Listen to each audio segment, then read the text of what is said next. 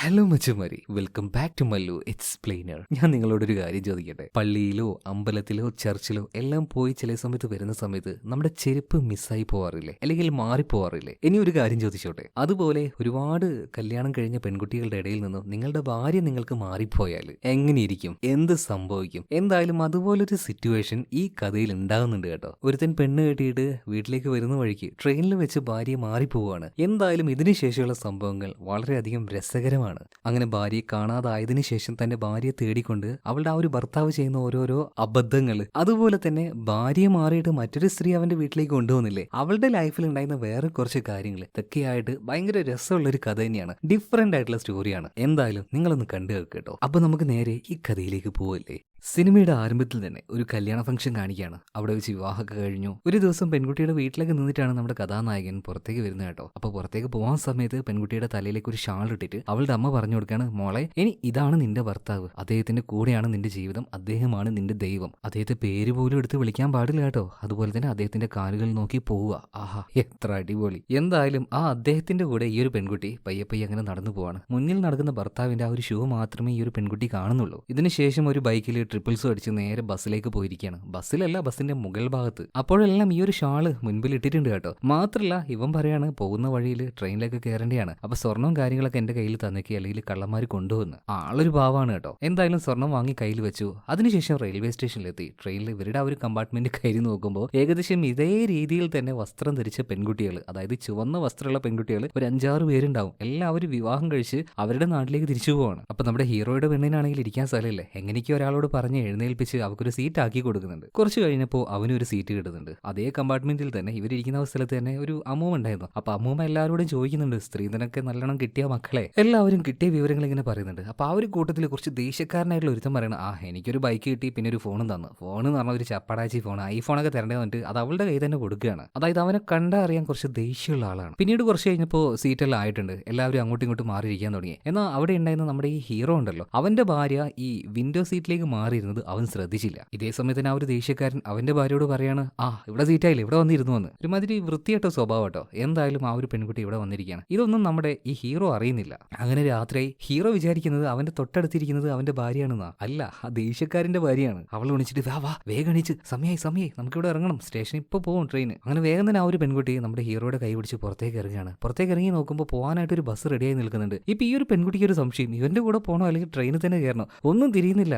ഇതെന്റെ കെട്ടിയാനാണോ അല്ലേ, ഒന്നും അറിയില്ലല്ലോ, കാരണം ഷൂ മാത്രമേ കാണുന്നുള്ളൂ. എന്തായാലും അവസാനം ഇയാളിങ്ങനെ വിളിച്ചതല്ലേ, ഇയാൾ തന്നെ ആയിരിക്കും ഹസ്ബൻഡ് എന്ന് കരുതിയിട്ട് നമ്മുടെ ഹീറോയുടെ പിന്നാലെ ആ ഒരു പെൺകുട്ടി പോവാണ്. അങ്ങനെ ബസ്സിൽ കയറി അവന്റെ നാട്ടിലേക്ക് എത്തി. ഇവനെ സ്വീകരിക്കാനായിട്ട് ഒരു പട തന്നെ ഉണ്ട് കേട്ടോ. എന്തായാലും അവരുടെ കൂടെ ഡാൻസ് കളിച്ചുകൊണ്ട് നമ്മുടെ ഹീറോ അങ്ങനെ പോവാണ്. നാട്ടുകാരോടൊക്കെ പറയുന്നുണ്ട്, ഇതാണ് എന്റെ പെണ്ണ്, ഇതാണ് എന്റെ പെണ്ണ്. എവിടെ ആ പെണ്ണിന്റെ മുഖം നാട്ടുകാരൊന്നും കാണണ്ടേ. എന്തായാലും ഇതിനുശേഷം വീട്ടിലേക്ക് വന്നു. അച്ഛന്റെയും അമ്മയുടെയും ആശീർവാദവും അനുഗ്രഹമൊക്കെ മേടിച്ച് ഇപ്പൊ പെണ്ണിന്റെ മുഖത്തുനിന്ന് ഷാള് മാറ്റി നോക്കുമ്പോൾ എല്ലാവരും ഞെട്ടിപ്പോവാണ്. കാരണം അവൻ കെട്ടിയ പെണ്ണ് ഇതല്ലാന്നേ. പെണ്ണ് മാറിപ്പോയി. ഇപ്പൊ അവന്റെ അച്ഛൻ അവനെ ചീത്ത പറയാണ്, എന്താടാ ഇത്, ചെറുപ്പം മുതലേ സ്കൂളിൽ ചെന്നാൽ കുട മാറ്റിക്കൊണ്ടുവരും, പാത്രം മാറ്റിക്കൊണ്ടുവരും, ഇപ്പൊ ഇതാ കല്യാണം കഴിഞ്ഞ് പെണ്ണിനെ വരെ മാറ്റിക്കൊണ്ടുവന്നിരിക്കുന്നു. ഇപ്പൊ ആ ഒരു പെൺകുട്ടി പറയാണ്, ഇയാൾ പറഞ്ഞിട്ട് കാര്യമില്ല അച്ഛാ, ഇതേ വസ്ത്രം തന്നെ ധരിച്ച ഒരുപാട് പെൺകുട്ടികൾ നമ്മുടെ കമ്പാർട്ട്മെന്റിൽ ഉണ്ടായിരുന്നു. എനിക്ക് പോലും മനസ്സിലാവുന്നില്ല അടുത്തിരിക്കുന്നത് ആരാണെന്ന്. ഷാൾ ഇങ്ങനെയുള്ളതുകൊണ്ട്, അതുകൊണ്ട് കറുത്ത ഷൂസ് കണ്ടപ്പോൾ ഞാൻ ഇദ്ദേഹത്തിന്റെ കൂടെ വന്നെയാണ്. അപ്പൊ എന്റെ ഭാര്യ എവിടെയെന്ന് ഹീറോ ഇങ്ങനെ ചോദിക്കുമ്പോൾ പോയി അന്വേഷിക്കുന്നു പറയണം. അതുപോലെ തന്നെ തൽക്കാലം ഇപ്പൊ വന്ന ഈ ഒരു പെൺകുട്ടിയോട് ഈ വീട്ടിലെ ചേട്ടന്റെ ഭാര്യയുണ്ട്, അവരുടെ റൂമിൽ നിന്നോന്ന് പറയണം. ചേട്ടനാണെങ്കിൽ വീട്ടിലില്ല. എന്തായാലും നമ്മുടെ ഹീറോ റെയിൽവേ സ്റ്റേഷനിലേക്ക് ഓടി ചെന്ന് നോക്കുകയാണ്. അപ്പോഴേക്കും ട്രെയിൻ പോയിട്ടുണ്ടായിരുന്നു. അവനാകെ ടെൻഷൻ അടിക്കുകയാണ്. ഇപ്പോൾ ഇതേ സമയത്ത് ട്രെയിൻ കുറച്ച് മുന്നോട്ടേക്ക് പോയി അവിടെ ട്രെയിൻ നിർത്തി. ഇപ്പൊ ആ വണ്ടിയിലുണ്ടായിരുന്ന എല്ലാവരും ഇറങ്ങുകയാണ്. ഇപ്പൊ ആ ഒരു ദേഷ്യക്കാരനായിട്ടുള്ള ഭർത്താവ് അവന്റെ കെട്ടിയോളെ വിളിക്കുകയാണ്. ഈ ഒരാൾ മാത്രമേ വണ്ടിയിലുള്ളൂ. ജയാന്ന് വിളിച്ചിട്ടാണ് അവളുടെ അടുത്തേക്ക് എത്തുന്നത്. എന്നിട്ട് നീ എന്താ ഇവിടെ നിൽക്കുന്നത്, വേഗം ബാന്ന് പറഞ്ഞിട്ട് ഭയങ്കര ദേഷ്യത്തിൽ വിളിക്കുമ്പോൾ അവർ തുണി മാറ്റി നോക്കുമ്പോൾ അത് അവളല്ലായിരുന്നു, അത് വേറെ പെൺകുട്ടിയായിരുന്നു. ഇവൻ അവിടെ ചുറ്റും നോക്കുന്നുണ്ട്, അവന്റെ ഭാര്യയെ കാണാനില്ല. ആകെ കൺഫ്യൂഷൻ ആവാണ്, ഇതെന്തപ്പോ എന്താ ഇവിടെ സംഭവിച്ചേ. ഇപ്പൊ ഈ ഒരു പെൺകുട്ടിയെ നോക്കിയിട്ട് നിനക്ക് എന്തെങ്കിലും സഹായം വേണം ചോദിച്ചപ്പോൾ അവൾ വേണ്ടാന്ന് പറയാണ്. എന്തായാലും ഈ ചെങ്ങായി നേരെ അവന്റെ കൂട്ടുകാരുടെ അടുത്തേക്ക് വരികയാണ്. ഇതുപോലെ ഭാര്യ കാണാനില്ല എന്ന് പറയുന്നത്. അതുപോലെ തന്നെ ബൈക്ക് എത്തിയെന്ന് ചോദിക്കുമ്പോൾ ബൈക്ക് ഓൾറെഡി എത്തിയിട്ടുണ്ട്. എന്നാ പിന്നെ അത് മതി, കിട്ടാനുള്ളത് കിട്ടിയല്ലോ. എന്നാൽ അവന്റെ അമ്മയ്ക്കാണെങ്കിൽ വരുന്ന പെൺകുട്ടിയുടെ ദേഹത്ത് 20 പവൻ സ്വർണ്ണം ഉണ്ട്. അത് എവിടെ പോയി? അവർക്കൊക്കെ ഇതിന്റെ കാര്യത്തിലാണ് ആ ഒരു ടെൻഷനൊക്കെ ഉള്ളത്. ഇതേ സമയത്ത് തന്നെ നമ്മുടെ ആ ഒരു പെൺകുട്ടിയാണെങ്കിൽ ബാത്റൂമിൽ പോയിട്ട് ഒളിച്ചിരിക്കുകയാണ്. മാത്രമല്ല കണ്ണാടിയിൽ നോക്കിയിട്ട് അവളുടെ ഒരു അവസ്ഥ ആലോചിച്ച് അവൾ അങ്ങനെ കരയുന്നുണ്ട്. കാരണം എവിടെ എത്തി, എങ്ങോട്ടേക്കാ പോകേണ്ടത്, ഹസ്ബൻഡ് എവിടെ ഒന്നും അറിയില്ല. പിറ്റേ ദിവസം രാവിലെ ആയിട്ട് അവൾ ആ ഒരു ബാത്റൂമിൽ നിന്ന് റെയിൽവേ സ്റ്റേഷനിലേക്ക് ഇറങ്ങുകയാണ്. നോക്കുമ്പോൾ കാലിന് വയ്യാത്ത ഒരാൾ അവളുടെ അടുത്തേക്ക് ഇങ്ങനെ വന്ന് എന്താ വേണ്ടെന്നിട്ട് അവളുടെ പിന്നാലെ വരുമ്പോൾ അവളാകെ പേടിച്ചു പോവാണ്. ഇപ്പൊ അങ്ങോട്ടേക്ക് വന്നൊരു പയ്യൻ തൽക്കാലം ചോട്ടു എന്ന് വിളിക്കാം. ചോട്ടു വന്നിട്ട് അയാളോട് പോകാൻ പറയണേ. എന്നിട്ട് നമ്മുടെ ഈ ഒരു പെൺകുട്ടിയോട് എന്തൊക്കെയാ പറ്റിയെന്ന് ചോദിക്കുമ്പോൾ അവള് കാര്യങ്ങളൊക്കെ പറയണം. കുഴപ്പമൊന്നുമില്ല, വാ നമുക്ക് സ്റ്റേഷൻ മാസ്റ്ററോട് പോയിട്ട് കാര്യങ്ങൾ പറയാന്ന് പറയണം. എന്താ പേരെന്ന് ചോദിക്കുമ്പോൾ കുമാരി എന്നാണ് അവളുടെ പേര്. അതുപോലെ അവളെ കൂട്ടിയിട്ട് വന്ന അവളുടെ ഹസ്ബൻഡിന്റെ പേരെന്താ ചോദിക്കുമ്പോൾ പേര് പറയാൻ വായ കൊണ്ട് പറയാൻ പേടിയാണ്, മടിയാണ്, അല്ലെങ്കിൽ ബഹുമാനാണ്. അതുകൊണ്ട് കയ്യിൽ എഴുതി കാണിക്കാണ് ദീപക് എന്ന്. അതുപോലെ ഈ കുമാരിയുടെ നാട് ഏതാന്ന് റെയിൽവേ മാസ്റ്റർ ചോദിക്കുമ്പോൾ അവള് നാടിന്റെ പേര് പറയുന്നുണ്ട്. എന്നാൽ അതുപോലെ ഒരുപാട് സ്ഥലങ്ങളുണ്ട്. ഭർത്താവിന്റെ നാട് ഏതാന്ന് ചോദിക്കുമ്പോൾ അതറിയില്ല. ഫോൺ നമ്പർ ചോദിച്ചാൽ അതും അറിയില്ല. അപ്പൊ സ്റ്റേഷൻ മാസ്റ്റർ പറയണം ഈ കേസ് എനിക്ക് അറ്റൻഡ് ചെയ്യാൻ പറ്റില്ല, നേരെ സ്റ്റേഷനിലേക്ക് കൊണ്ടുപോയിക്കാന്ന് പറയണം. അടുത്ത സീനിൽ നമ്മുടെ ദീപകിന്റെ നാട്ടിൽ കാണിക്കണം. അതായത് ഈ പെൺകുട്ടിയുടെ ഹസ്ബൻഡ് ഉള്ളത് നമ്മുടെ ഹീറോ അവന്റെ വീട്ടിൽ. അവനിപ്പോ രാവിലെ തന്നെ മാറ്റി ഒരുങ്ങി സ്റ്റേഷനിലേക്ക് പോകാൻ നിൽക്കുന്നത്. അപ്പൊ അച്ഛനെ എങ്ങോട്ടാന്ന് ചോദിച്ചപ്പോൾ സ്റ്റേഷനിലേക്ക് പോവാണ്. എന്നാ പിന്നെ ഈ കോലത്തിലൊന്നും പോകണ്ട, അതിന്റെ ചട്ടി വരെ ഊരിയെടുക്കും അയാള്. അതുകൊണ്ട് കുറച്ച് അലങ്കോലൊക്കെ ആയിട്ട് പോയാൽ മതി എന്ന് പറയാണ്. ഇതേ സമയത്ത് തന്നെ വീട്ടിന്റെ ഉള്ളിൽ ഇപ്പൊ ഇങ്ങോട്ടേക്ക് വന്ന് കയറിയ ആ ഒരു പെണ്ണ്, ആ പെണ്ണിന്റെ പേര് ജയ എന്നാണ് കേട്ടോ. അപ്പൊ ജയ ഇന്നലെ ഈ ദീപകിന്റെ വൈഫിന്റെ സ്വർണവും കാര്യങ്ങളൊക്കെ അവൻ കൊണ്ടുവരുന്നല്ലോ, നേരത്തെ തന്നെ അത് മേടിച്ച് പൊതിഞ്ഞ് കയ്യിൽ വെച്ചിരുന്നല്ലോ. അപ്പൊ അത് അലമാരയിലേക്ക് വെക്കുന്നത് ഈ ജയ ഇങ്ങനെ നോക്കുന്നുണ്ട്, എന്തിനാണെന്ന് അറിയില്ല. അതുപോലെ തന്നെ ഇന്നലെ രാത്രി ജയ ഒരു പരിപാടി കൂടെ ഒപ്പിച്ച് വെച്ചിട്ടുണ്ട്. അവൾ ഇങ്ങോട്ട് വന്നപ്പോൾ അവളുടെ കയ്യിൽ ഒരു ഫോൺ ഉണ്ടായിരുന്നു. ആ ഫോണിൽ നിന്നും സിം കാർഡ് പുറത്തേക്ക് എടുത്തു കൂരി അത് കത്തിച്ച് കളഞ്ഞിരുന്നു. എന്തായാലും ഈ പെണ്ണിന് എന്തോ ഒരു ദുരുദ്ദേശമുണ്ട്. മാത്രമല്ല അവളോട് ഇപ്പോൾ ദീപക് സ്റ്റേഷനിലേക്ക് വാ നമുക്ക് കംപ്ലൈന്റ് കൊടുക്കാന്നൊക്കെ പറയുമ്പോൾ അവൾ പറയാണ് എനിക്ക് സ്റ്റേഷനിൽ വരണ്ട, എനിക്ക് പേടിയാണെന്ന്. എന്തായാലും അടുത്ത സീനിൽ ഇവിടുത്തെ പോലീസ് സ്റ്റേഷൻ കാണിക്കുകയാണ്. അവിടെയാണ് SI ആയിട്ടുള്ള തുപ്പയ്യ ഉള്ളത്. അവള് വായിൽ എപ്പോഴും ഒരു മുറുക്കാനും വെച്ച് ഒരു മഹാപിഴയാണ്. സ്റ്റേഷനിൽ ഒരു ആവശ്യത്തിന് വരുന്ന ഒരാളുടെയും കഴുത്ത് പിഴിയാതെ ഇയാൾ വിടാറില്ല. ഇപ്പൊ തന്നെ ഒരു അമ്മയും മകനും നിൽക്കുന്നുണ്ട്. മകനെന്തോ കള്ളുടിച്ച് വണ്ടി ഓടിച്ചതാണ്. 30,000 രൂപയാണ് ചോദിക്കുന്നത്. 20,000 ആ സ്ത്രീയുടെ കയ്യിലുള്ളൂ. അപ്പൊ ബാക്കി പൈസക്ക് നിങ്ങൾ ഒരു പാട്ട് പാടിയാൽ മതി എന്ന് പറയണം. അപ്പൊ അവർ പാട്ട് പാടി കൊടുക്കുന്നുണ്ട്. ഇനി ശേഷം പൊയ്ക്കോന്ന് പറയണം. അതുപോലെ തന്നെ ആ ചെറുക്കനോട് പറയണം നീ ചെയ്തതിന് കിട്ടിയത് നിന്റെ അമ്മയ്ക്കാണ്, അതുകൊണ്ട് സൂക്ഷിച്ചോ എന്ന് പറയുന്നുണ്ട്. ഈ സമയത്താണ് നമ്മുടെ ദീപക്കും അവന്റെ കൂട്ടുകാരും അങ്ങോട്ടേക്ക് വരുന്നത്. MLAക്കോ അങ്ങനെ ആർക്കോ ബന്ധപ്പെട്ട ആളാണ്, കേസൊന്ന് വേഗം തീർത്തു തരണം എന്ന് പറയണം. അതുപോലെ തന്നെ എന്താ കാര്യം ചോദിച്ചപ്പോൾ വിശദമായിട്ട് തന്നെ പറഞ്ഞു കൊടുക്കാണ്. കാശ് ചോദിക്കുന്നുണ്ട്. അപ്പോൾ ഈ ദീപക് കുറച്ച് കാശുള്ളൂ, ബാക്കി കാശ് ഇപ്പൊ എന്താ ചെയ്യുക? ഇപ്പൊ അവന്റെ കൂട്ടുകാരും പറയണ സാറേ ഇവൻ നന്നായിട്ട് പാടും, പാട്ട് പാടി തന്നോ മതി എന്ന് ചോദിക്കുകയാണ്. പാടിയ നിന്റെ പല്ലടിച്ച് കൊഴിക്കുന്നു നമ്മുടെ തുപ്പയ്യൻ പറയാണ്. അതൊക്കെ പോട്ടെ, പെണ്ണിന്റെ ഫോട്ടോ ഉണ്ടെന്ന് ചോദിക്കുകയാണ്. ഇപ്പൊ ദീപക് കല്യാണ ഫോട്ടോ എടുത്ത് കാണിച്ചു കൊടുക്കുന്നുണ്ട്. ഇത് നോക്കിയിട്ട് SI പറയണം ആഹാ എന്തൊരു സുന്ദരി കോൺസ്റ്റബിളെ, ഈ ഫോട്ടോ നോക്കിയേ. നോക്കുമ്പോ എന്താ ഈ പെൺകുട്ടിയുടെ മുഖം മറച്ച ഫോട്ടോ കൊടുക്കുന്നത്. ഇത്രയും ബുദ്ധിയില്ലാത്ത മനുഷ്യർ. അതിന്റെ ഉള്ളിൽ നിന്ന് ആ കുട്ടിയുടെ ഫേസ് മനസ്സിലാക്കാൻ ഇതെന്താ പോലീസുകാരുടെ കാണുന്നത് പറ്റില്ല എക്സ്റേയോ? അതൊക്കെ പോട്ടെ, മാറി വന്നെന്ന് പറയുന്നില്ല ഒരു പെണ്ണ്. അവളുടെ പേരെന്താ? അവളുടെ പേര് തൽക്കാലം അവള് പുഷ്പ എന്നാട്ടോ പറഞ്ഞിട്ടില്ല, യഥാർത്ഥ പേര് ജയ എന്നാണ്. അപ്പൊ നാളെ വരുമ്പോ അവളെയും കൂട്ടിയിട്ട് വരാൻ ഈ തുപ്പയ്യ പറയാണ്. എന്നിട്ട് ഇവരോട് പോകാൻ പറയണം. മാത്രമല്ല ഈ കാണാതായ പെൺകുട്ടിയുടെ അടയാളം എന്തെങ്കിലും ഉണ്ടോ ചോദിക്കുമ്പോൾ മൂക്കിനടിയിൽ ഒരു കറുത്ത പുള്ളി ഉണ്ടെന്ന് പറയണം. അതൊന്ന് എഴുതി വെക്കാൻ വേണ്ടി തുപ്പയ്യ പറയുന്നത്. എന്തായാലും ദീപക്കും അവന്റെ കൂട്ടുകാർ ഇവിടുന്ന് പോയപ്പോൾ കോൺസ്റ്റബിൾ ചോദിക്കുകയാണ് അല്ല തുപ്പയ്യ സാറേ അവന്റെ കയ്യിൽ നിന്നൊന്നും മേടിച്ചില്ലല്ലോ. ഇപ്പൊ തുപ്പയ്യ പറയണം അവനെ കണ്ടാലേ അറിയില്ലേ ദരിദ്രവാസിയാണെന്ന്. അവന്റെ കയ്യിൽ നിന്നൊക്കെ എന്ത് മേടിക്കാനാ? ഇപ്പൊ കണ്ടോ അവന്റെ അച്ഛൻ പറഞ്ഞു കൊടുത്തത് ഫലിച്ചത്. അച്ഛൻ പറഞ്ഞ സ്റ്റേഷനിലേക്ക് നല്ല കുപ്പായി ഒന്നിട്ട് പോണ്ട, അവൻ ഊറ്റി പിഴിഞ്ഞെടുക്കുന്നു. എന്തായാലും അത് കാര്യമായല്ലോ. ഇതേ സമയത്തിന് തുപ്പയ്യ കോൺസ്റ്റബിളോട് പറയുന്നുണ്ട് എടോ ഇവനെ അല്ല പിഴിയേണ്ടത്, കുറച്ച് സ്വർണവുമായിട്ട് ഇങ്ങോട്ടേക്ക് ഒരു പെണ്ണ് മാറി വന്നിട്ടില്ലേ, എനിക്ക് അവളെയാണ് കാണേണ്ടത്. അവളുടെ കഴുത്തിൽ എന്തായാലും കുറച്ചൊക്കെ സ്വർണ്ണം ഇല്ലാതിരിക്കില്ലല്ലോ, അതൊന്നും ഒരു ഇച്ചിരി നമുക്ക് ഇങ്ങോട്ട് മാറ്റാന്നേ. എന്തായാലും സ്റ്റേഷനിലെ പരിപാടി എല്ലാം കഴിഞ്ഞു. ദീപക് നേരെ വീട്ടിലെത്തി നോക്കുമ്പോൾ ചെറിയ ചെറുക്കനുണ്ട് അവിടെ, ഏട്ടന്റെ മകനാണ്. ആ ചങ്ങായി പറയാണ് ഇന്നലെ വന്ന ചേച്ചിയെ കാണാനില്ലേ എന്ന് പറഞ്ഞിട്ട് അങ്ങോട്ടും ഇങ്ങോട്ടും നടക്കാണ്. ഇപ്പൊ എല്ലാവരും തപ്പി നടക്കുന്നുണ്ട്. ഇവനാകെ ടെൻഷൻ ആവുകയാണ്. 2 സ്ത്രീകൾ, 2 പേരെയും മിസ്സായി. ഇനിയിപ്പോ നാട്ടുകാർ എന്ത് പറയും? ഇത് പറഞ്ഞുകൊണ്ട് നിൽക്കുമ്പോഴാണ് ഇങ്ങോട്ടേക്ക് ആര് വരുന്നത്? നമ്മുടെ പുഷ്പ വരുന്നത്. പുഷ്പ എന്ന് ഇപ്പത്തെ പേരാണ് കേട്ടോ, ഒറിജിനൽ പേര് ജയ എന്നാണ്. തൽക്കാലം നമുക്ക് പുഷ്പ എന്ന് തന്നെ പറയാം. അപ്പൊ ദീപക്കും അവന്റെ അച്ഛനും ചോദിക്കുന്നുണ്ട് എങ്ങോട്ടേക്കാ പോയത്? അവള് പറഞ്ഞു അമ്പലത്തിലേക്കാണ്. അമ്പലത്തിലേക്ക് ഞാൻ വന്ന് നോക്കിയതാണല്ലോ, അവിടെ ഒന്നും കണ്ടില്ലല്ലോ. അച്ഛൻ ഈ ഒരു കാര്യം നമ്മുടെ ഈ ഒരു പുഷ്പയോട് പറഞ്ഞപ്പോൾ പുഷ്പ പറയണത് അത് പിന്നെ പുതിയ സ്ഥലമായതുകൊണ്ട് ഞാൻ ആ ഒരു ഷാള് തലയുടെ മുകളിലൂടെ ഇട്ടിട്ടുണ്ടായിരുന്നു, അതുകൊണ്ടാണ് കാണാതിരുന്നത്. ഓ ഈ ഷാള് കൊണ്ട് വല്ലാത്തൊരു പൊല്ലാപ്പാണല്ലോ. എന്തായാലും ഞാൻ വീട്ടിന്റെ ഉള്ളിലേക്ക് പോട്ടെ എന്ന് പറഞ്ഞിട്ട് ഈ പുഷ്പ നേരെ വീട്ടിന്റെ ഉള്ളിലേക്ക് പോകുന്നുണ്ട്. ഇന്നലെ സ്വർണ്ണം എടുത്തു വെക്കുന്ന സമയത്ത് അവൾ ആ ഒരു ഷെൽഫിലേക്ക് ഇങ്ങനെ തുറച്ചു നോക്കിയല്ലോ. ആ സ്വർണ്ണത്തിലേക്കല്ല അവൾ നോക്കിയത്, അവിടെ ഉണ്ടായിരുന്ന റേഷൻ കാർഡിലേക്കായിരുന്നു അവൾ നോക്കിയത്. അതെടുത്തുകൊണ്ട് അവൾ എവിടെയോ പോയിട്ടുണ്ട്, എന്തോ ഒരു കാര്യം ചെയ്തിട്ടുണ്ട്. എന്തായാലും എടുത്ത ആ ഒരു റേഷൻ കാർഡ് അത് അതുപോലെ തന്നെ ഇവിടെ തിരിച്ചും വെച്ചിട്ടുണ്ട്. ഇതേ സമയത്ത് മറ്റൊരു സ്ഥലത്ത് പോയി ഒറ്റപ്പെട്ട് കിടക്കുന്ന നമ്മുടെ ഈ ഒരു ദീപകിന്റെ വൈഫ് ഉണ്ടല്ലോ കുമാരി, ഈ കുമാരിയും കൂട്ടിയിട്ട് അവിടെ തന്നെ ചെറിയൊരു ചായക്കട നടത്തുന്ന ഒരു സ്ഥലത്തേക്ക് ഈ ചോട്ട് പോയിട്ടുണ്ട്. കാര്യങ്ങളൊക്കെ പറയാണ്. അപ്പൊ അവിടെ ഉണ്ടായിരുന്ന ആ ഒരു സ്ത്രീ ഉണ്ടല്ലോ രാജമ്മ, തൽക്കാലം അങ്ങനെ പറയാം. അപ്പൊ ഈ രാജമ്മ ഇതൊക്കെ കേട്ടിട്ട് പറയണം ആദ്യമായിട്ടാണല്ലോ ഇങ്ങനൊരു കഥ കേൾക്കുന്നത്. കഷ്ടം തന്നെ കുട്ടിയെ, നിന്റെ കാര്യം കഷ്ടം തന്നെ. അല്ല മോളെ ഒരു ഇച്ചിരി തന്റെ ഇടം കാണിക്കാനായിട്ട് നിന്റെ അച്ഛനും അമ്മയും നിന്നെ പഠിപ്പിച്ചിട്ടില്ലേ? ഇപ്പൊ നമ്മുടെ ഈ ഒരു കുമാരി പറയാണ് എന്റെ അച്ഛനും അമ്മയും എന്നെ നന്നായിട്ടാണ് പഠിപ്പിച്ചത്. മറ്റൊരാളെ റെസ്പെക്ട് ചെയ്യണം, ഭർത്താവിനെ ദൈവത്തെ പോലെ കാണണം, നല്ല അടക്കോ ഒതുക്കമായിട്ടാണ് എന്നെ വളർത്തിയത്. എന്നിട്ട് വീട്ടിലേക്ക് തിരിച്ചു പോകാനുള്ള വഴി മോക്കറിയോ? തിരിച്ചു പോകാനുള്ള ഒരു തന്റെ ഇടം മോക്കുണ്ടോ? ഇത് പറഞ്ഞപ്പോ നമ്മുടെ കുമാരി വായും പൊത്തി അങ്ങനെ ഇരിക്കുകയാണ്. ഇതാണ് മോളെ അച്ചടക്കം, മഹിമ, ഇതൊക്കെ പറഞ്ഞിട്ടുണ്ടല്ലോ. നിന്നെയൊക്കെ ട്രാപ്പ് ചെയ്ത് വെച്ചിരിക്കുകയാണ് പൊട്ടത്തി നിന്റെ അച്ഛനും അമ്മയൊക്കെ. ശരിക്കും ഈ ലോകത്തിൽ തന്റെ അടുത്തോടെ ജീവിക്കാനേ ഇതുപോലെ അടക്കം ഒതുക്കൊന്നും വേണ്ട. ഇതൊക്കെ ഇവന്മാര് പറഞ്ഞുണ്ടാക്കുന്ന ഓരോ കഥകളല്ലേ. അച്ചടക്കം പോലും അച്ചടക്കം. എടി പെണ്ണെ, നിന്നൊക്കെ അവർ ചീറ്റ് ചെയ്യായിരുന്നു. തൽക്കാലം ചോട്ടു, നീ ഇവളെയും വിളിച്ചോണ്ട് ഇവിടുന്ന് പോ. ഇമാതിരി കേസൊന്നും ഞാൻ അറ്റൻഡ് ചെയ്യില്ലാന്ന് ഇപ്പൊ രാജമ്മ പറയാണ്. ഇതേ സമയത്ത് ദേഷ്യം വന്ന നമ്മുടെ കുമാരിയാണെങ്കിൽ ആ കഴിച്ചോണ്ടിരുന്ന ഫുഡ് അവിടെ ഇട്ട് അവിടുന്ന് പോവാണ്. അതുപോലെ തന്നെ ഇതേ നാട്ടിൽ തന്നെയാണല്ലോ ആ ഒരു ദേഷ്യക്കാരൻ ഭർത്താവിന്റെ വീടുള്ളത്. ഇവൻ നേരെ സ്റ്റേഷനിലേക്ക് വന്നിട്ട് ഭാര്യ ഇതുപോലെ കാണാതെ എന്നിട്ട് പരാതി കൊടുക്കാണ്. ഇവന്റെ ആദ്യത്തെ ഭാര്യ ഓൾറെഡി തീപിടുത്തത്തിലോ മറ്റോ മരിച്ചതാണ്. നാട്ടുകാരൊക്കെ പറയുന്നത് തല്ലി കൊന്നിട്ട് തീ വെച്ചാന്നാണ്. ആളെന്തായാലും മഹാമോശക്കാരനായിട്ടുള്ള ആളാണ്. എന്തായാലും വന്ന് കംപ്ലൈന്റ് കൊടുക്കുകയാണ്. അതുപോലെ തന്നെ ആ പെൺകുട്ടിയുടെ ദേഹത്ത് ഇച്ചിരി സ്വർണ്ണമുണ്ട്, പിന്നെ പേര് ചെയ്യാന്നാണ്. അങ്ങനെയുള്ള വിവരങ്ങളൊക്കെ പറഞ്ഞിട്ട് ഈ ദേഷ്യക്കാരനായിട്ടുള്ള ഹസ്ബൻഡ് ഇവിടുന്ന് പോവാണ്. തൽക്കാലം ഇവൻ എന്തെങ്കിലും വിളിക്കണ്ടേ? രാജ് എന്ന് വിളിക്കാം. എന്തായാലും രാജ് കംപ്ലൈന്റ് കൊടുത്തിട്ട് ഇവിടുന്ന് പോകുന്നുണ്ട്. മാത്രമല്ല ഈ സ്റ്റേഷനിലെ പോലീസുകാർ ഇതുമായി ബന്ധപ്പെട്ട് ഒരു ഫാക്സ് ഉണ്ടാക്കി ഒരുപാട് സ്റ്റേഷനിലേക്ക് അയക്കുന്നുണ്ട്. അപ്പൊ അതിലൊരെണ്ണം നമ്മുടെ തുപ്പയ്യയുടെ സ്റ്റേഷൻ ഉണ്ടല്ലോ, അങ്ങോട്ടേക്കും വന്നിട്ടുണ്ട്. പക്ഷേ ഈ അയച്ചിരിക്കുന്ന പെൺകുട്ടിയുടെ ഡീറ്റെയിൽ എന്ന് വെച്ചാൽ ജയ എന്നാണ് അവളുടെ പേര്. പക്ഷെ ഇവിടെ റിപ്പോർട്ട് ചെയ്ത ആ ഒരു കേസിൽ പെൺകുട്ടിയുടെ പേര് പുഷ്പ എന്നാണ്. അതുപോലെ തന്നെ വേറൊരു കേസ് കൂടെ ആ ഒരു സ്റ്റേഷനിൽ റിപ്പോർട്ട് ചെയ്തിട്ടുണ്ട്. കുമാരി എന്ന് പറഞ്ഞൊരു പെൺകുട്ടി ഇതുപോലെ തന്നെ ഭർത്താവിന് മിസ്സായിട്ട് ഇവിടെ റെയിൽവേ സ്റ്റേഷനിൽ കഴിയാണ്. എന്തായാലും രണ്ട് കേസുകളും അങ്ങോട്ടും ഇങ്ങോട്ടും വെച്ച് നോക്കിയപ്പോൾ നമ്മുടെ തുപ്പയ്യൊക്കെ സന്തോഷമാവുന്നുണ്ട്. കാരണം രണ്ടുപേരുടെ കയ്യിലും സ്വർണ്ണമുണ്ട്. അതിലൊരു ഇത്തിരി എന്തായാലും അടിച്ചു മാറ്റണം. അടുത്ത സീനിൽ നമ്മുടെ കുമാരിയെ കാണിക്കുകയാണ്. കുമാരിയും ചോട്ടും അങ്ങനെ നടക്കുന്നുണ്ട്, ഒരു അന്തവും കുന്തവും ഇല്ലാതെ. എന്തായാലും ഇപ്പൊ ലാസ്റ്റ് രാജമ്മയുടെ അടുത്ത് രാത്രി വന്നപ്പോൾ ചോട്ടുവിന്റെ കൂടെ തന്നെ പൊയ്ക്കുമെന്ന് പറയണം. ഇപ്പൊ ചോട്ട് എവിടെയാണോ കിടക്കുന്നത് അങ്ങോട്ടേക്ക് ഈ കുമാരിയും കൂട്ടി പോവാണ്. അവിടെ തന്നെ ഇന്ന് രാവിലെ കണ്ട ഒരു കാലിന് വയ്യാത്ത പിച്ചക്കാരുണ്ടല്ലോ, ഇയാളുണ്ടായിരുന്നു. ഇയാളോട് താഴെ ഇറങ്ങി കിടക്കാൻ വേണ്ടി ചോട്ട് പറയണം. അപ്പൊ ഇറങ്ങിയ സമയത്ത് ഇയാളുടെ കാലിൽ ഒരു കുഴപ്പമില്ല കേട്ടോ. ഇയാൾക്ക് ഞൊണ്ടലൊന്നുമില്ലേ?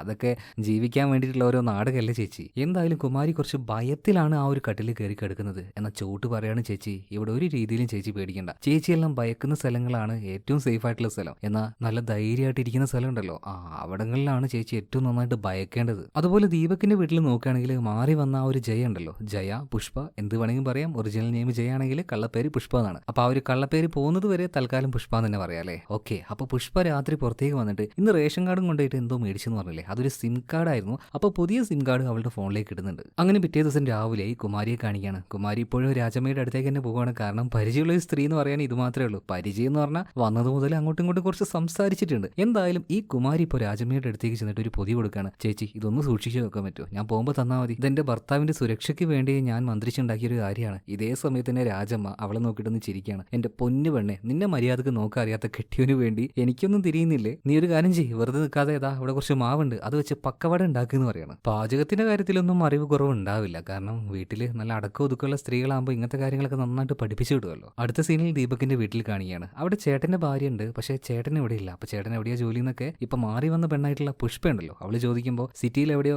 സെക്യൂരിറ്റി ആയിട്ട് പണിയെടുക്കണം. അപ്പൊ അങ്ങോട്ടേക്ക് പോയിക്കൂടെ എന്ന് ഇവരോട് ചോദിക്കുമ്പോൾ എനിക്ക് മൂപ്പരോട് സംസാരിക്കാനൊക്കെ ഭയങ്കര പേടിയാ, ഞാനങ്ങനെ എന്റെ ഭർത്താവിനോട് സംസാരിക്കൊന്നുമില്ല എന്നൊക്കെ പുഷ്പയോട് ഇങ്ങനെ പറയുന്ന സമയത്ത് പുഷ്പയുടെ മുഖത്ത് ചിരിയാ വരുന്നത് കേട്ടോ. അതായത് ബാക്കിയുള്ളവരെ പോലെയുള്ള ഒരു മെന്റാലിറ്റി അല്ല ഈ ഒരു പുഷ്പയ്ക്ക്. അതെന്തായാലും നിങ്ങൾക്ക് മനസ്സിലായിട്ടുണ്ടാവുമല്ലോ. കാരണം പുഷ്പ എന്തോ കാര്യമായിട്ട് പ്ലാൻ ചെയ്യുന്നുണ്ട്. മാത്രമല്ല ഈ പുഷ്പയുടെ കയ്യിൽ അവളുടെ നെയിം പേര് ജയ എന്നുള്ളത് പച്ച കുത്തിയിട്ടുണ്ട്. അതാണല്ലോ അവളുടെ ഒറിജിനൽ നെയിം. അതുപോലെ ഇന്നാണ് സ്റ്റേഷനിൽ പോയിട്ട് ഹാജരാവേണ്ടത്. ഇപ്പൊ ദീപക് ഈ ജയയും കൂട്ടിയിട്ട് നേരെ ചെല്ലുകയാണ്. ജയല്ല പുഷ്പ.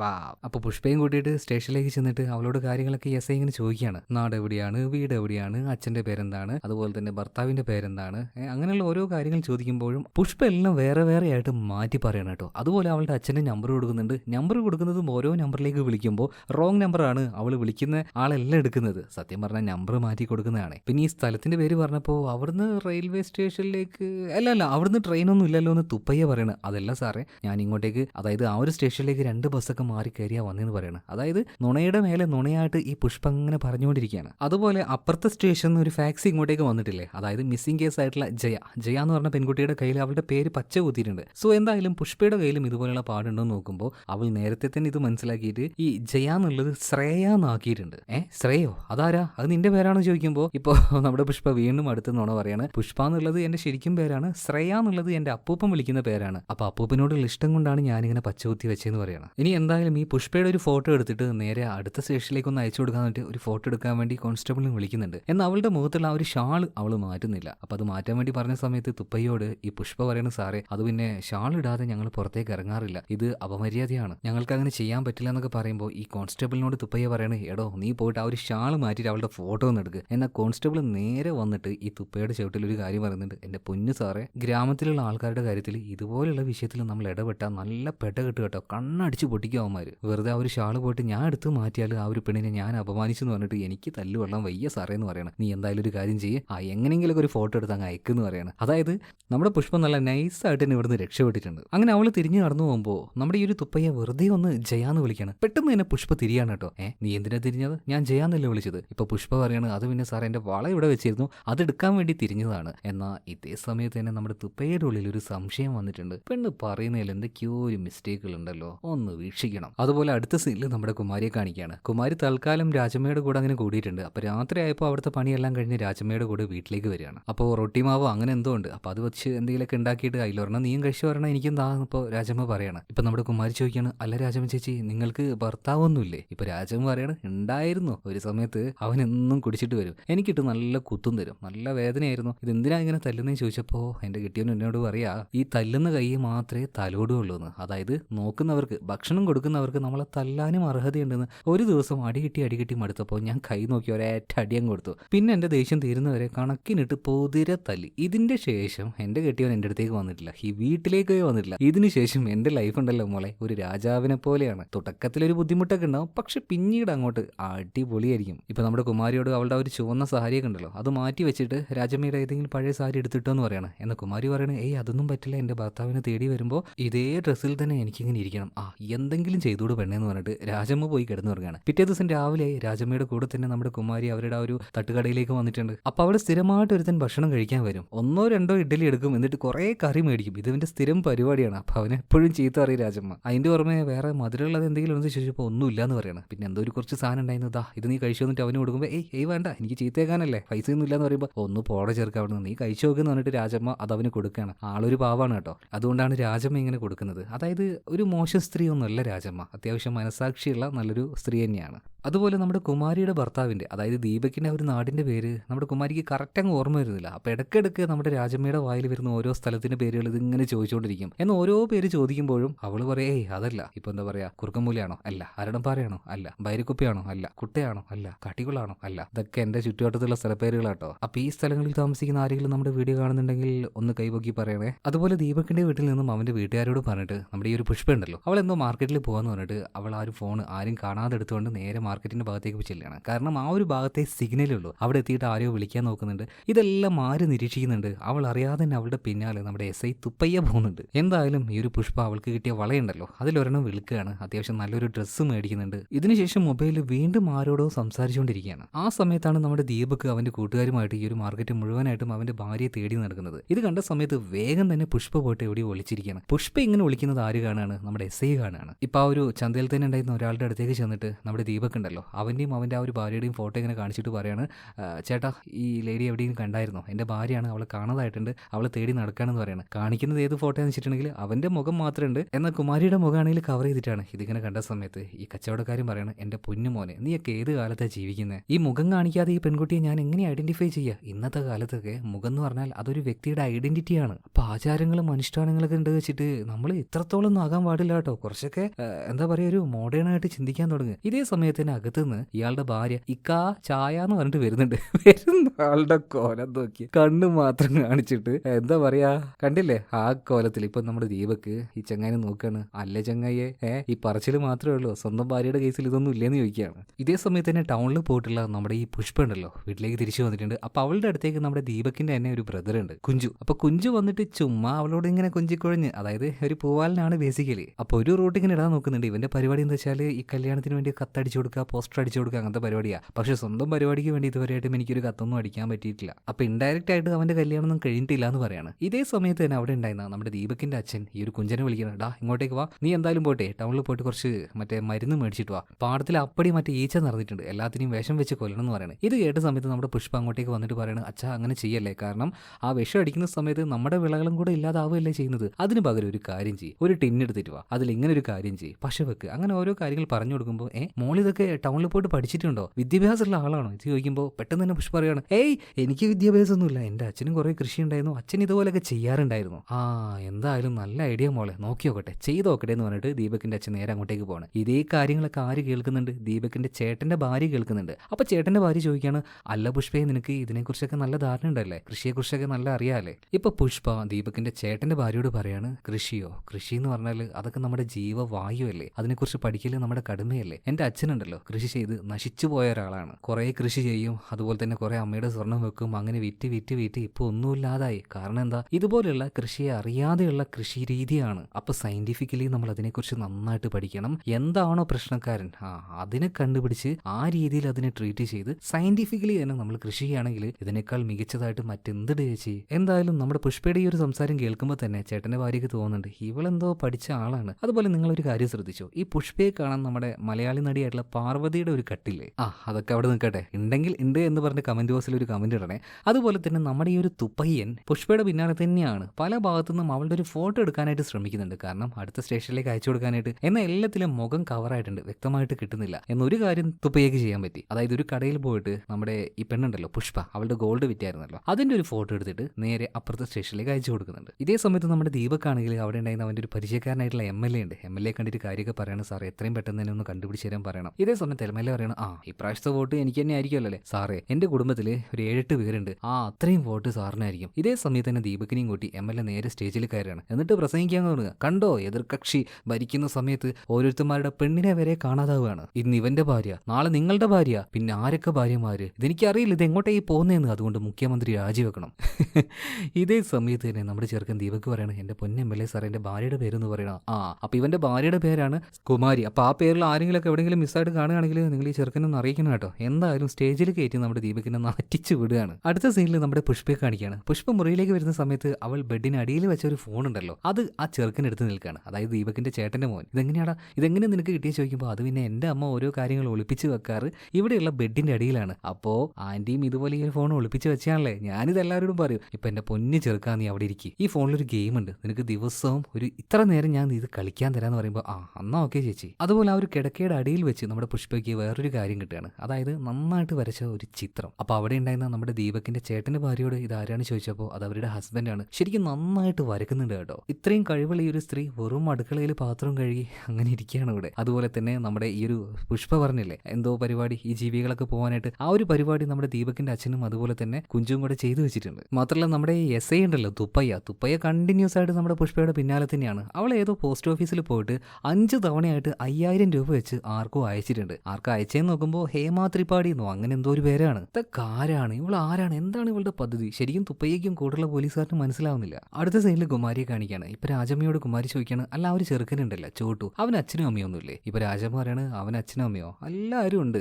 അവൻ പണിയെടുക്കാൻ വേണ്ടി ഇങ്ങോട്ടേക്ക് വന്നതാ, കാശുണ്ടാക്കി അവൻ കുടുംബത്തിലേക്ക് അയച്ചു കൊടുക്കും. ഈ ആൺകുട്ടികളുടെ ഒരു പ്രത്യേകത അങ്ങനെയാണ്, നന്നായിട്ട് അധ്വാനിക്കാനും പറ്റും, കാശുണ്ടാക്കാനും പറ്റും. ഈ പെൺകുട്ടിയൊക്കെ ഇനി പറ്റുമെന്നേ, അതെന്താ പെൺകുട്ടിയൊക്കെ അങ്ങനെ ചെയ്താലെന്ന് കുമാരി പറയുമ്പോൾ ഇതേ സമയത്ത് തന്നെ രാജൻ പറയാണ്, അത് പിന്നെ ഈ ആണുങ്ങൾ ചെയ്യുന്ന എല്ലാ ജോലിയും പെൺകുട്ടികൾക്ക് ചെയ്യാൻ പറ്റും, അതിനൊന്നും ഒരു കുഴപ്പമില്ല. പക്ഷേ ഈ ആണുങ്ങൾ വീട്ടിൽ വളർത്തിയതും അല്ലെങ്കിൽ അവരെ പഠിപ്പിക്കുന്ന എന്താണ്, നിങ്ങൾ അച്ചടക്കത്തിൽ ജീവിക്കണം, അങ്ങനത്തെ ജോലിയൊന്നും ചെയ്യാൻ പാടില്ല എന്നൊക്കെയല്ലേ. അതായത് നിങ്ങളെയൊക്കെ അടിച്ചമർത്തി വെച്ചിരിക്കുകയാണ്. കാരണം ഈ ഒരു ജോലിയൊക്കെ നിങ്ങളും ചെയ്യാൻ തുടങ്ങിയാൽ അവർക്ക് ഈ അധികാരം നിലനിർത്താൻ പറ്റില്ലേ, അതുകൊണ്ട് നിങ്ങളൊക്കെ തെറ്റിദ്ധരിപ്പിച്ച് വെച്ചിരിക്കുകയാണ്. ഇത് കേട്ട സമയത്ത് കുമാരി പറയണം, അങ്ങനെയൊന്നുമില്ല, ഞാൻ എന്തായാലും എന്റെ ഭർത്താവിന്റെ അടുത്തേക്ക് ചെല്ലും, അദ്ദേഹത്തിന്റെ കൂടെ നന്നായിട്ട് പണിയെടുക്കുകയും ചെയ്യും, അദ്ദേഹത്തെ സഹായിക്കുകയും ചെയ്യും. ഇപ്പൊ രാജമ്മ കുമാരിയോട് ഒരു കാര്യം പറയുന്നുണ്ട്, എന്റെ പൊന്നു മോളെ ഈ അദ്ദേഹം എന്ന് പറയാതെ അവന്റെ പേരെങ്കിലും ഒന്ന് നാവെടുത്ത് പറയാൻ വേണ്ടി ശ്രമിക്കുക. എന്നാൽ ദീപക്ക് സാഹചര്യത്തിനനുസരിച്ച് മുന്നോട്ടേക്ക് പോകുന്ന ഒരു ചെറുപ്പക്കാരനാന്നേ ഉള്ളൂ കേട്ടോ. അവനൊരു എന്താ പറയുക അത്ര മോശമായിട്ടുള്ള ആളൊന്നുമല്ല. ഇവൻ ഈ ഭാര്യ നഷ്ടപ്പെട്ടതിൽ ഭയങ്കര സങ്കടമുണ്ട്. എന്നും ആ ഒരു റെയിൽവേ സ്റ്റേഷനിൽ പോയിരിക്കും, രാത്രി ആകുമ്പോഴേ തിരിച്ചു വരുള്ളൂ, ഇപ്പോഴും അതന്നെയാ പരിപാടി. ഇതേ സമയത്ത് തന്നെ ദീപകിന്റെ വീട്ടിൽ കാണിക്കുകയാണ്. അവന്റെ അമ്മ അതുപോലെ തന്നെ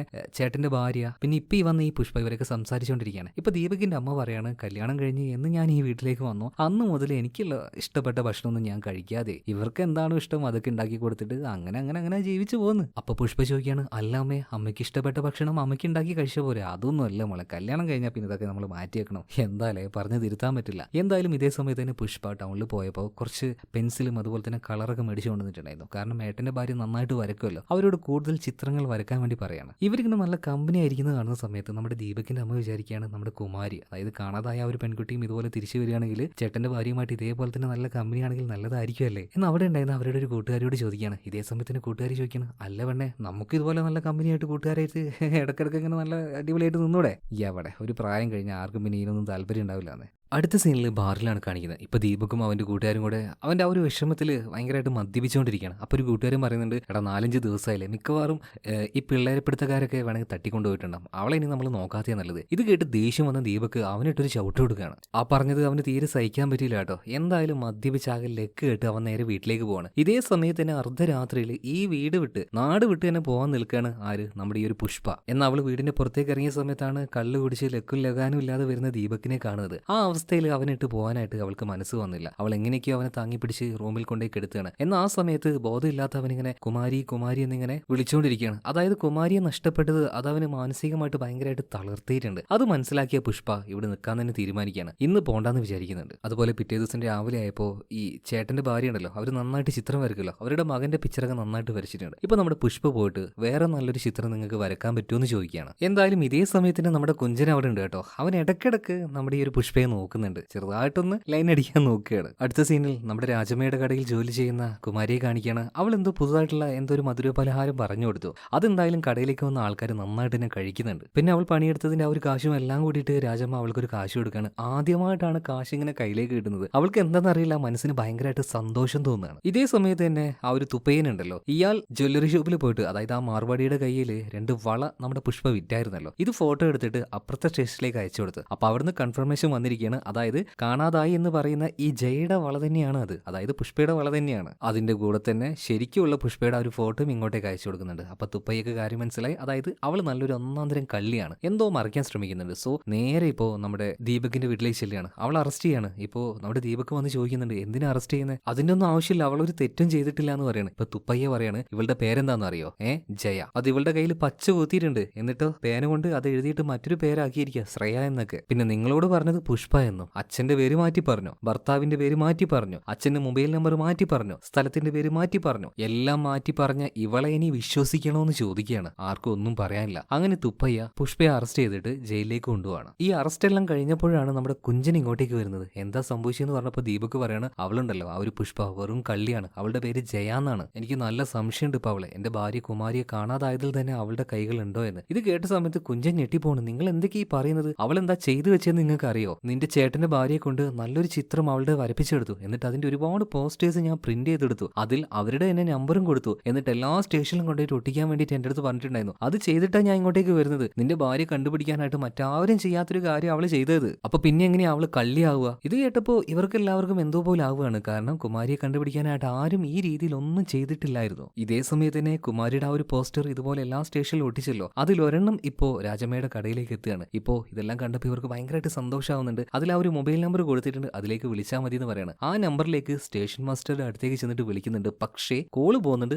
ഫോൺ സ്വിച്ച് ഓഫ് ആണ്. കാരണം എന്താണ്, നമ്മുടെ ഈ ഒരു പുഷ്പ, അതായത് ജയ അറസ്റ്റ് ചെയ്തിട്ടുണ്ട്, കൂടെ തന്നെ അവളുടെ ഫോൺ ആണെങ്കിൽ സ്വിച്ച് ഓഫ് ആക്കി വെച്ചിരിക്കുക. അപ്പൊ നമ്മുടെ രാജമ്മ പറയണം, കുഴപ്പമില്ല, എന്തായാലും ആ ഒരു ഗ്രാമത്തിന്റെ പേര് ഇതിൽ എഴുതി വെച്ചിട്ടുണ്ടല്ലോ, നേരെ നീ ആ ഒരു സ്റ്റേഷനിൽ പോയി ഇറങ്ങിയാൽ മതി കുമാരി എന്ന് പറയാണ്. എന്ന് ഈ റെയിൽവേ സ്റ്റേഷൻ മാസ്റ്റർ ഉണ്ടല്ലോ, ഇയാൾ പറയണം, അല്ല ഇവൾക്ക് ഒറ്റയ്ക്കൊക്കെ പോകാൻ പറ്റും. ഇപ്പൊ രാജമ്മ പറയാണ്, ഇവൾക്ക് ഒറ്റയ്ക്ക് പോകാൻ പറ്റും, ഇവള് പോകണം. അതായത് സാഹചര്യങ്ങളെ തരണം ചെയ്തുകൊണ്ട് മുന്നോട്ടേക്ക് പോകാനുള്ള ആ ഒരു എനർജി അല്ലെങ്കിൽ ആ ഒരു പുഷ് രാജമ്മ കൊടുക്കുകയാണ്. മാത്രമല്ല അവസാനമായിട്ട് അവളോട് യാത്ര പറയാണ്, മോളെ എന്തെങ്കിലും കാണാന്ന് പറഞ്ഞിട്ട് ഭയങ്കര സന്തോഷത്തിലാണ് ഈ രാജമ്മ അവളെ യാത്രയാകുന്നത്. ഇതേ സമയത്ത് തന്നെ നമ്മുടെ പുഷ്പയെ, അതായത് ജയയെ ഈ ഒരു തുപ്പയ്യൻ സ്റ്റേഷനിലേക്ക് കൊണ്ടുപോയില്ലേ, അറസ്റ്റ് ചെയ്തില്ലേ, ആ സമയത്ത് നമ്മുടെ ജയ പറയുന്നുണ്ട്, സാർ എന്ത് തന്നെ ചെയ്താലും എന്റെ കെട്ടിയവനെ മാത്രം നിങ്ങൾ വിളിക്കരുത്, അയാളുടെ കൈകളിൽ എന്നെ ഏൽപ്പിക്കരുത് എന്ന് പറയണം. എന്ന് തുപ്പയ്യ ഇതൊന്നും കേൾക്കുന്നില്ല. ഇതേ സമയത്ത് തന്നെ ജയ ഉണ്ടാക്കി വിട്ട ആ ഒരു പോസ്റ്റർ ഉണ്ടല്ലോ, അതായത് നമ്മുടെ കുഞ്ചുവിന്റെ കയ്യിൽ കൊടുത്തില്ലേ, ആ സാധനവുമായിട്ട് ദീപക് അവൻ ഇങ്ങോട്ടേക്ക് വരുന്നുണ്ട്. മാത്രമല്ല ഇങ്ങനെയൊക്കെ ചെയ്ത ഈ പെൺകുട്ടി ഒരു കള്ളിയാവാൻ ഒരു സാധ്യതയില്ല സാറേ, ഒന്ന് അവളോട് സംസാരിച്ചു നോക്ക്, അവളിങ്ങനെ പൂട്ടിയിടില്ല എന്ന് പറയണം. എന്നാ പിന്നെ എന്താണ് അവൾക്ക് പറയാനുള്ളത് എന്ന് നമുക്കൊന്ന് കേട്ടു നോക്കാം. അങ്ങനെ ജയയെ പുറത്തേക്ക് കൊണ്ടുവരികയാണ്. അങ്ങനെ ജയയെ കൊണ്ടുവന്നു. അവൾക്ക് എന്താണ് പറയാനുള്ളത് അതെല്ലാവരും കേൾക്കുകയാണ്. അവൾക്ക് പഠിക്കാനായിട്ട് ഭയങ്കര ആഗ്രഹമായിരുന്നു, എന്നാൽ വീട്ടിൽ അതിനൊരു സമ്മതവും കൊടുത്തില്ല. അവളുടെ അമ്മ പറയാണ്, നീ ഇങ്ങനെ പഠിക്കാനൊന്നും പോയിട്ട് ഒരു കാര്യമില്ല. അവൾക്ക് പഠിക്കാൻ ഇഷ്ടമുള്ള കാര്യം എന്താ വെച്ചാൽ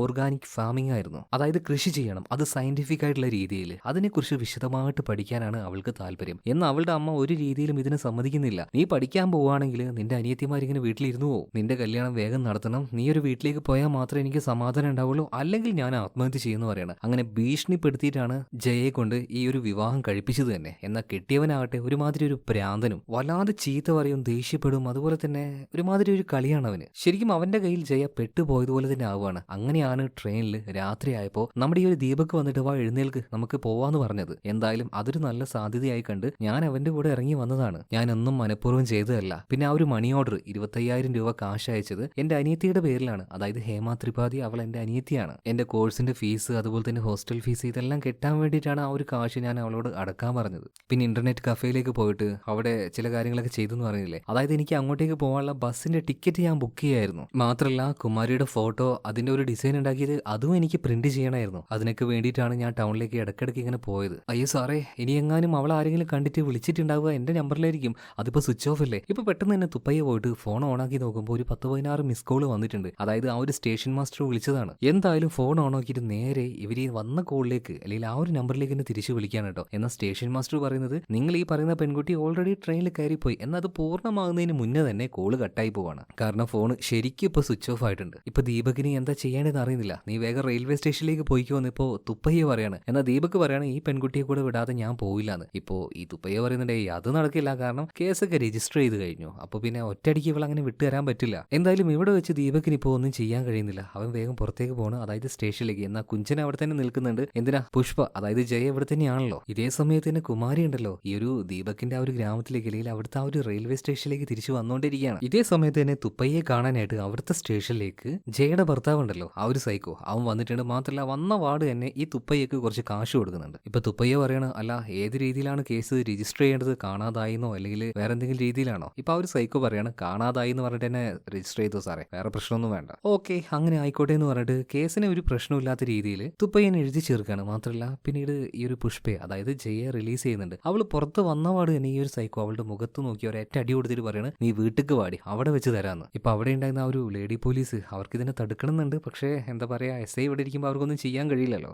മാത്രമല്ല ഈ ജയയുടെ ഗോൾഡും കാര്യങ്ങളൊക്കെ ഈ പോലീസുകാർ മേടിച്ചു വെച്ചിട്ടുണ്ട്. അതെല്ലാം ഇപ്പൊ ഈ ഒരു സൈക്കോക്ക് കൊടുക്കാൻ നിൽക്കുമ്പോൾ ജയ പറയാണ്, അത് എന്റെ അമ്മ ഒരുപാട് അധ്വാനിച്ചുണ്ടാക്കിയ മണ്ണ് വിറ്റുണ്ടാക്കിയ സ്വർണ്ണാണ്, അത് ഇയാൾക്ക് കൊടുക്കരുത്. എന്നാൽ ഇതൊന്നും സ്റ്റേഷനിൽ വെച്ച് ആർക്കൊന്നും ചെയ്യാനൊന്നും കഴിയുന്നില്ല. എന്തായാലും പിന്നീട് നമ്മുടെ ജയെ ഈ ഒരു സൈക്കോടുന്ന് വലിച്ചു കൊണ്ടുപോകുന്ന സമയത്ത് എന്തെന്നറിയില്ല പെട്ടെന്ന് തുപ്പയ്യം പറയാണ്, ഡാടാ ഒന്ന് അവിടെ നിൽക്ക്, നീ എനിക്ക് കാശ് തന്നു, ആ കാശിനുള്ള പണി ഞാൻ എടുത്തു, അതായത് ഈ ഒരു കേസ് ഞാൻ ഒതുക്കി തീർത്തു. അതുപോലെ തന്നെ ഒരു പെൺകുട്ടി അവൾക്ക് 18 വയസ്സൊക്കെ കഴിഞ്ഞതാണ്, അവളുടെ പെർമിഷൻ ഇല്ലാതെ സ്റ്റേഷനിൽ നിന്നും ഇതുപോലെ ഇങ്ങനെ വലിച്ചു കൊണ്ടുപോകാൻ മാത്രം ഒരു വെള്ളരിക്കാപ്പാട്ടനല്ല മോനേത്. പിന്നെ വേറൊരു കാര്യം, നീ സ്ത്രീധനം വാങ്ങിയത് ഡയറക്റ്റ് ആയിട്ട് ഈ സ്റ്റേഷനിൽ വെച്ചാ ചെയ്തത്, അതൊരു ക്രൈമാണ്. പിന്നെ നിന്റെ ആദ്യത്തെ ഭാര്യ, അവൾക്ക് എന്താണ് ശരിക്കും സംഭവിച്ചത്? നാട്ടുകാരൊക്കെ പറയുന്നത് നീ തല്ലിക്കൊന്ന് തീയിട്ടതാണെന്നാ. അതുകൊണ്ട് ഈ ഒരു പെൺകുട്ടിയുടെ പെർമിഷൻ ഇല്ലാതെ നിനക്ക് ഇവളെ ഇവിടുന്ന് കൊണ്ടുപോകാൻ പറ്റില്ല. അതെന്തായാലും നിയമത്തിനെതിരായിട്ടുള്ള കാര്യമാണ്. അങ്ങനെ ഓരോ കേസും കുത്തിപ്പോക്കിയിട്ട് ഈ തുപ്പയെ സംസാരിക്കുമ്പോൾ അവസാനമായിട്ടൊരു കാര്യം പറയാണ്, ചുരുങ്ങിയത് ഒരു 10-20 വർഷം നിനക്കുള്ളിൽ കിടക്കാനുള്ള വകുപ്പും കാര്യങ്ങളൊക്കെ ഉണ്ട്. അപ്പൊ എന്താ ചെയ്യുന്നത്? ഒന്നും ചെയ്യാനില്ല, ഒന്നും ആലോചിക്കാനില്ല, നേരെ വിട്ടോ, ഈ പെൺകുട്ടിയെ കുറിച്ച് അന്വേഷിക്കുകയേ വേണ്ട.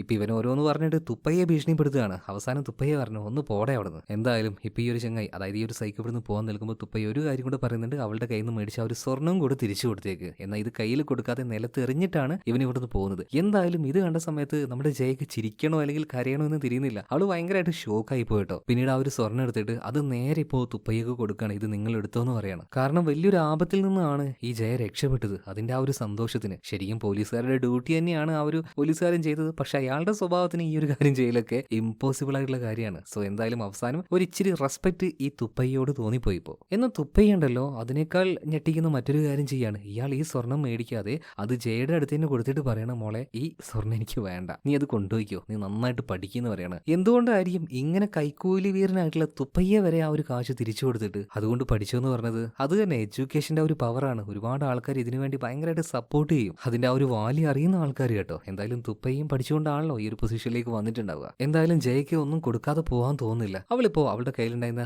ഒരു 2 വള ഊരുകയാണ്. മാത്രമല്ല കഴുത്തിലുണ്ടായിരുന്ന താലി ഊരുകയാണ്. എന്നിട്ട് അത് ഈ തുപ്പയ്യൊക്കെ കൊടുത്തിട്ട് പറയാണ്, ഇതൊന്നും എന്റേതല്ല, അയാളുടെ വീട്ടുകാർ കെട്ടിത്തതാണ്, എനിക്കിതിന്റെ ആവശ്യമില്ല, സാറ് തൽക്കാലം ഇത് വെച്ചോ എന്ന് പറയണം. പിന്നെ തുപ്പയ്യ അത് വേണ്ടാന്ന് പറഞ്ഞില്ല. പിന്നീട് ഈ ജയ അവളുടെ ഗോൾഡ് എടുത്തിട്ട് ഇവിടുന്ന് പോവാണ് കേട്ടോ. പിന്നീട് ജയ പോയി കഴിഞ്ഞപ്പോ ഈ തുപ്പയ്യ കോൺസ്റ്റബിളിനോട് പറയാണ്, ഒരു ദിവസം നോക്കിയോ അവള് ഒരുപാട് ഉയരത്തിലെത്തും, അത്രയും പൊട്ടൻഷ്യൽ ഉള്ള ഒരു പെണ്ണാണ് ഈ ഒരു ജയ. ഇതേ സമയത്തിന് നമ്മുടെ ദീപക്, അവന്റെ ഭാര്യ കുമാരി, അവള് വരുന്നതും കാത്ത ആ ഒരു റെയിൽവേ സ്റ്റേഷനിൽ അങ്ങനെ നിൽക്കുകയാണ്. ഭയങ്കര ആൾക്കാർ വരുന്നുണ്ട്, നല്ല തിരക്കാണ്. അവൻ എന്താ ചെയ്യേണ്ടതെന്ന് തിരിയില്ല. അങ്ങോട്ടും ഇങ്ങോട്ടും നോക്കി നടക്കുമ്പോൾ ഒരു വിളി കേൾക്കാണ്, ദീപക് ദീപക് ദീപക്. അതായത് അവന്റെ പേര് തന്നെ വിളിക്കാൻ ഈ ഒരു കുമാരിക്ക് പേടിയാണ്. ഇപ്പൊ ദീപക് തിരിഞ്ഞു നോക്കുമ്പോൾ ദാണ്ടെ കുമാരി വന്നോണ്ടിരിക്കുകയാണേ. എന്തായാലും അവസാനം കുറച്ച് ദിവസങ്ങൾക്ക് ശേഷം ഒരുപാട് ടെൻഷൻ അടിച്ചെങ്കിലും നമ്മുടെ കുമാരിയും അതുപോലെ തന്നെ ദീപകും ഒരുമിക്കുകയാണ്. ഇവര് നേരെ സൈക്കിളിൽ വീട്ടിലേക്ക് പോകുന്നുണ്ട്. അതുപോലെ തന്നെ നമ്മുടെ ജയ, അവളെയും സ്റ്റേഷനിൽ നിന്ന് വിട്ടല്ലോ, അവളും ഇപ്പൊ സൈക്കിളിൽ വരുന്നുണ്ട് നമ്മുടെ കുഞ്ചന്റെ കൂടെ. അങ്ങനെ ഇവരെല്ലാവരും നേരെ വീട്ടിലേക്ക് എത്തുകയാണ് കേട്ടോ. കേട്ടോ. ഇവർ വീട്ടിലെത്തിയ ആ ഒരു വിവരം സ്റ്റേഷൻ മാസ്റ്റർ വിളിച്ച് പറയുന്നുണ്ട്. രാജമ്മ ഈ ഒരു കാര്യം അറിഞ്ഞു. രാജമ്മയ്ക്ക് ഇത് കേട്ടപ്പോൾ ഭയങ്കരമായിട്ട് സന്തോഷമാവുകയാണ് കേട്ടോ. അവരെല്ലാവർക്കും ഫ്രീ ആയിട്ട് തന്നെ സ്വീറ്റ് കൊടുക്കുകയാണ്. ഇതെല്ലാം കഴിച്ചുകൊണ്ടിരിക്കുമ്പോൾ നമ്മുടെ രാജമ്മയോട് എന്നെ കുറച്ച് കഴിക്കാൻ വേണ്ടി പറയുന്നുണ്ട്. കാരണം ഇത്രയും സന്തോഷമായിട്ടുള്ള ഒരു സമയമല്ലേ. ഭർത്താവൊക്കെ പോയതിനു ശേഷം ഒറ്റക്കായതിനു ശേഷം ഇതുപോലുള്ള ഭക്ഷണമൊന്നും രാജമ്മ തീരെ കഴിക്കാറില്ല. എന്തായാലും ഇന്ന് നല്ല സന്തോഷമുള്ള ദിവസമായതുകൊണ്ട് തന്നെ രാജമ്മ മധുരം കഴിക്കുകയാണ്. പിന്നീട് ദീപകിന്റെ വീട്ടിൽ കാണിക്കുകയാണ്. എന്തായാലും നമ്മുടെ ജയക്ക് ഇനി ഇവിടെ നിൽക്കാൻ പറ്റില്ലല്ലോ, കാരണം അവളുടെ ക്ലാസ് തുടങ്ങാനായിട്ടുണ്ട്. അപ്പൊ അങ്ങോട്ടേക്ക് പോവാണ്. പോകുന്നതിന് മുന്നേ ആയിട്ട് തന്നെ ദീപകിന്റെ വീട്ടിൽ എല്ലാവരും വളരെയധികം സന്തോഷത്തോട് കൂടിയിട്ട് അവളോട് യാത്ര പറയുന്നുണ്ട്. പ്രത്യേകിച്ചും നമ്മുടെ ചേട്ടന്റെ ഭാര്യ ഉണ്ടല്ലോ, ജയയുടെ നല്ലൊരു അടിപൊളി ഫോട്ടോ വരച്ചിട്ട് അവൾക്ക് കൊടുക്കുന്നുണ്ട്. അതുപോലെ തന്നെ ദീപകിന്റെ അമ്മയും ശരിക്കും ഒരു മോളെ പോലെ തന്നെയായിരുന്നു ദീപകിന്റെ അമ്മ നമ്മുടെ ജയയെ കണ്ടിട്ടുണ്ടായിരുന്നത്. അതുപോലെ നമ്മുടെ കഥയിലെ രണ്ട് കേന്ദ്ര കഥാപാത്രങ്ങളായിട്ടുള്ള ജയ അതുപോലെ തന്നെ നമ്മുടെ കുമാരി രണ്ടുപേരും ഇപ്പോഴാണ് നേരിട്ട് കാണുന്നത് കേട്ടോ. അതുപോലെ തന്നെ ഈ കുമാരി അവളോട് നന്ദി പറയാണ് ജയോട്. നിങ്ങൾ ഉണ്ടായതുകൊണ്ട് മാത്രമാണ് എന്നെ ഇങ്ങനെ കണ്ടുപിടിക്കാൻ പറ്റിയത്. ഇപ്പൊ ജയ ഒരു കാര്യം പറയാണ്, കുമാരി നീ നന്ദിയൊന്നും പറയണ്ട, കാരണം നീ ഉള്ളത് കൊണ്ട് മാത്രമാണ് എനിക്ക് എന്നെ തന്നെ തിരിച്ചറിയാൻ കഴിഞ്ഞത്. അതായത് ഇങ്ങനൊരു സിറ്റുവേഷൻ ഉണ്ടായതുകൊണ്ടാണല്ലോ നമ്മുടെ ജയക്ക് രക്ഷപ്പെട്ട് ഇവിടുന്ന് പോകാനും, അതായത് ആ ഒരു സൈക്കോയുടെ കയ്യിൽ പെടാതെ രക്ഷപ്പെടാനൊക്കെ പറ്റിയത്. എന്തായാലും എല്ലാവരോടും യാത്ര പറഞ്ഞ് അവൾ ബസ്സിലേക്ക് കയറുകയാണ്. ദീപക് പറയാണ് എന്തായാലും